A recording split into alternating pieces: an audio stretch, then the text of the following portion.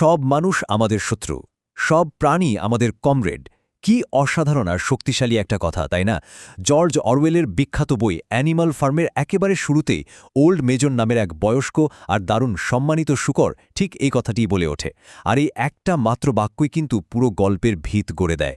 আজ আমরা এই অসাধারণ বইটির শুরুর দিকের ঘটনাগুলো নিয়ে একটু কাটাছেঁড়া করব। চলুন সরাসরি মূল আলোচনায় ঢুকে পড়া যাক।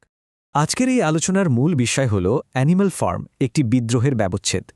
গল্পটা শুরু হচ্ছে ম্যানর ফার্ম নামের খুব সাধারণ একটা খামার থেকে। এই খামারের মালিক হলেন মিস্টার জোন্স, যিনি এক কথায় চরম দায়িত্বজ্ঞানহীন আর সারাক্ষণ মদে চুর হয়ে থাকেন। তো এমন একজন মানুষের অধীনে খামারের প্রাণীদের অবস্থা কেমন হতে পারে? এক্কেবারে দুর্বিষহ। একটা বিদ্রোহ তার এমনি এমনি একদিনে আকাশ থেকে পড়ে না। দিনের পর দিন এই যে চরম অবহেলা আর বঞ্চনা, এটাই মূলত প্রাণীদের মনে ক্ষোভের আগুন জ্বালিয়ে দেয়। বইয়ের প্রথম অধ্যায়ে শুরুতেই দেখা যায় মিস্টার জোন্স এতটাই মাতাল যে রাতের বেলা মুরগির খোপের পপহোল বা ছোট দরজাগুলো বন্ধ করতে একেবারে ভুলে গেছেন।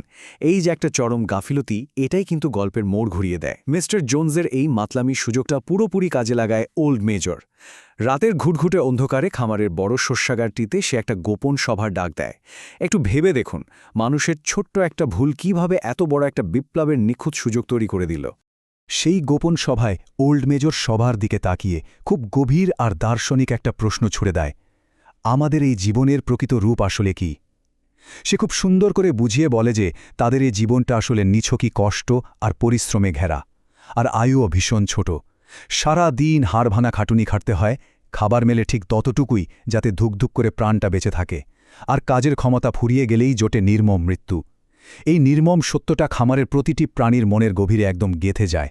এরপর ওল্ড মেজার যে অর্থনৈতিক তত্ত্বটা দাঁড় করায় সেটা সত্যিই চমৎকার। মানুষ আর প্রাণীর মাঝখানে যে কত বড় একটা বৈষম্য, সেটা একেবারে পরিষ্কার হয়ে যায় এখানে। ব্যাপারটা একটু খেয়াল করলেই বোঝা যায়। মানুষ নিজে কিন্তু কিছু উৎপাদন করে না, তারা দুধ দেয় না, ডিম পাড়তে পারে না, এমনকি লাঙল টানার মতো গায়ে জোরও তাদের নেই। অথচ প্রাণীরা হাড়ভাঙা খাটুনি খেটে যা কিছু উৎপাদন করছে, তার সবটাই কিন্তু মানুষ ভোগ করে নিচ্ছে। নিজেদের ঘাম ঝরানো শ্রম বা উৎপাদিত ফসলের ওপর প্রাণীদের কানাকড়িও অধিকার নেই। আর এই নিদারুণ অসমতাটাই হলো সমস্ত শোষণের একদম মূল কারণ। শোষকদের হাত থেকে চিরতরে বাঁচার জন্য ওল্ড মেজর খুব কড়া কিছু নিয়ম বা নির্দেশিকা বেঁধে দেয়। এর পেছনের আসল কারণটা হল মানুষের কোনো বাজে স্বভাব বা বদভ্যাস যেন কোনোভাবেই প্রাণীদের মধ্যে ঢুকে না পড়ে। সে একেবারে পরিষ্কার জানিয়ে দেয়, মানুষের মতো ঘরে বাস করা, নরম বিছানায় ঘুমানো, গায়ে পোশাক পরা, অ্যালকোহল পান করা, টাকা পয়সা ছোঁয়া বা কোনো ধরনের ব্যবসা বাণিজ্যে জড়ানো, এগুলো পুরোপুরি নিষিদ্ধ। আর সবচেয়ে গুরুত্বপূর্ণ নিয়মটা হলো, কোনো প্রাণী কখনোই অন্য কোনো প্রাণীর উপর কোনো অত্যাচার করতে পারবে না। এই নিয়মগুলোর একমাত্র উদ্দেশ্যই ছিল মানুষ নামের ওই লোভী আর অত্যাচারী শোষকদের মতো যেন কেউ কখনো হয়ে না ওঠে। এরপর গল্পের চাকা একটু সামনের দিকে ঘোরে। ওল্ড মেজরের মৃত্যুর পর ইতিমধ্যে 3 মাস কেটে গেছে। দ্বিতীয় অধ্যায়ে আমরা দেখতে পাই খামারের শূকরেরা খুব সন্তর্পণে একদম গোপনে কিছু কাজকর্ম শুরু করে দিয়েছে। মূলত নেপোলিয়ন, স্নোবল আর স্কুইলার, এই 3টি শূকর পুরো বিদ্রোহের নেতৃত্ব নিজেদের কাঁধে তুলে নেয়। অন্য প্রাণীদের শিক্ষিত করা আর সংগঠিত করার মতো কঠিন দায়িত্বটা তারা কেন নিল? কারণ খামারের সব প্রাণীর মধ্যে এই শূকরগুলোকে সবচেয়ে বেশি বুদ্ধিমান বলে ধরা হতো। ওল্ড মেজার যে শিক্ষাগুলো দিয়ে গিয়েছিল, শূকরগুলো সেগুলোকে একটা সুনির্দিষ্ট আর গোছানো রূপ দেয়। এই নতুন আদর্শ বা চিন্তাধারা তারা নাম দেয় অ্যানিমালিজম বা প্রাণী নীতি। এটা ছিল একটা পূর্ণাঙ্গ জীবন ব্যবস্থা। রাতের বেলার ওই গোপন বৈঠকগুলোতে তারা অন্য প্রাণীদের এই আদর্শ বোঝাতে শুরু করে। তবে কাজটা কিন্তু মোটেও সহজ ছিল না। খামারের বেশিরভাগ প্রাণী ছিল অজ্ঞ। মিস্টার জোন্সের প্রতি তাদের অন্ধ আনুগত্য ছিল, আর ছিল এক ধরনের গাছাড়া ভাব। এই নির্লিপ্ততা দূর করে তাদের মনে বিদ্রোহের আগুন জ্বালিয়ে দেওয়াটা শূকরদের জন্য ছিল এক বিশাল বড় চ্যালেঞ্জ। নতুন এই আদর্শ প্রচার করতে গিয়ে শূকরদের কি অদ্ভুত সব বাধার মুখে পড়তে হয়েছিল, সেটা একটু দেখা যাক। একদিকে ছিল মলি নামের একটা বোকা সাদা ঘোড়া। তার সব চিন্তা শুধু মানুষের দেওয়া চিনি আর সুন্দর ফিতা নিয়ে, মানে সে ছিল একদম বস্তুবাদী। আর অন্যদিকে ছিল মলেজ নামের একটা পোষা দ্বারকাক।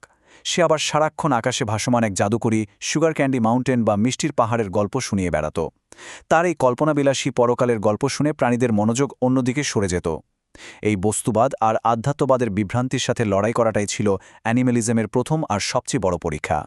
মলির এই ফিতা পাগলামির খুব কড়া আর মোক্ষম একটা জবাব দেয় স্নোবল।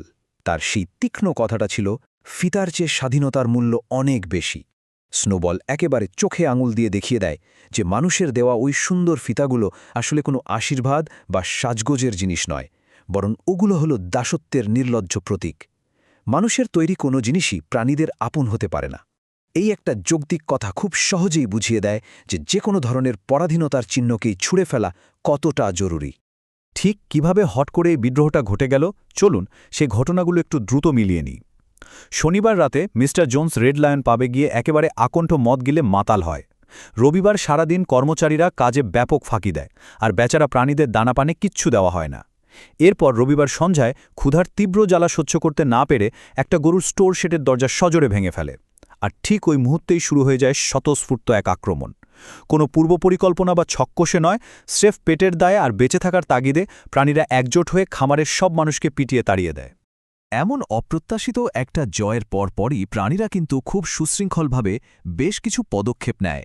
সবার আগে তারা দল বেঁধে পুরো খামারের সীমানা ঘুরে ঘুরে দেখে, যাতে নিশ্চিত হওয়া যায় যে কোথাও কোনো মানুষ ঘাপটি মেরে লুকিয়ে নেই তো। এরপর তাদের কাজ হয় মিস্টার জোন্সের রাজত্বের সমস্ত স্মৃতি আর চিহ্ন খামার থেকে চিরতরে মুছে ফেলা। আর সবশেষে এই ঐতিহাসিক স্বাধীনতার আনন্দ উদযাপনের জন্য সবার মাঝে দ্বিগুণ পরিমাণ শস্য বিতরণ করা হয়।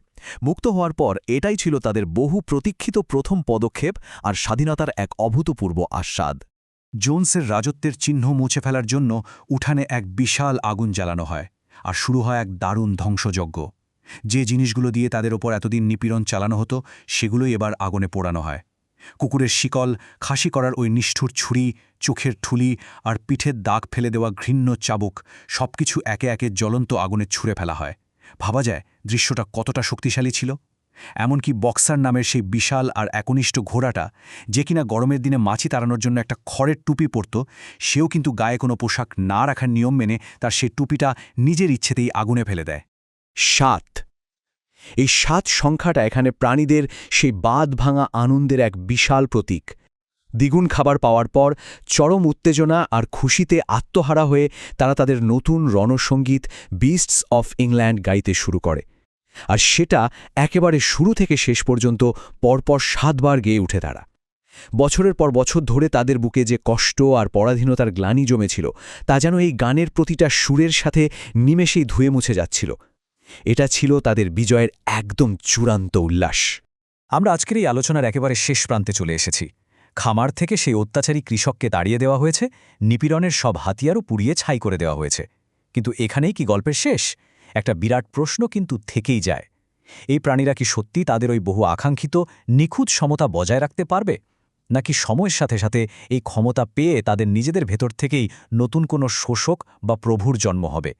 মনে আছে তো, ওল্ড মেজর কিন্তু কড়া ভাষায় সতর্ক করেছিল যেন কেউ কখনো মানুষের মতো না হয়ে ওঠে। এই সমতা কি আদৌ টিকবে, নাকি ক্ষমতার লোভে সবকিছু আবার আগের মতোই হয়ে যাবে? এই চরম কৌতূহলটা নিয়েই আজকের আলোচনা এখানেই শেষ করছি। নতুন কোনো বিষয় নিয়ে খুব শীঘ্রই আবারও কথা হবে।